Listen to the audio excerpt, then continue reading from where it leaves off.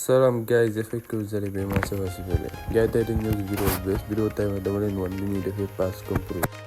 Balaa ñu kon ne xool leen baax ndax amee ngeen abonné wu ngeen pour ngeen bañ a lay benn information si chaîne bi. Tout d'abord dama leen wan li ñuy defee passe parce que seetlu naa ñu bëri dañuy def erreur suñuy passe di bës sprint te loolu kenn waru. Comme par exemple xool leen fii bu baax su ma passé te bësuma sprint du passe yi di gaaw xool leen baax par rapport ak vidéo bi si toog partie bi si toog bi nga xamante ne su may passe sprint lay bës ngeen xool nu muy yéexee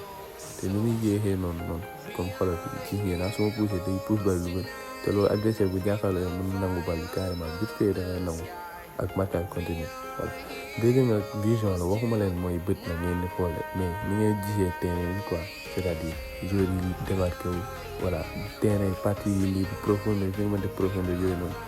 léegi partie bi ne mooy boo amulee vision ba c'est-à-dire yooyu yëpp doo ko gis moo gis nga ni comme fii ni partie bi waroon naa tourner passe fële ma daal di passe wax de baaxul comme fii su ma passé nii tag fii waru ma woon passaat bële ci digg bi laa waroon passe pointe bi comme ça mën a continuer gis ngeen action yi yëpp même chose day mel kon gars yi xool leen bu baax voilà comme fii nii gis ngeen même erreur nangu bal vite fait saa yëpp boo ko def gars yi dañuy nangu bal vite fait léegi partie bi nag mooy boo amee vision bu baax xool leen bu baax nag gars yi vidéo bi li si def presque loolu ngeen xool bu baax ngeen gis ñooy passé joueurs yi lii laay kii joueurs yi ñu démarqué joueurs yi nga xam ne kenn marqué wu leen yooyu noonu laay passé action yi yëpp donc gars yi voilà seetaan la moom jeex te fin bi am na li si des voilà.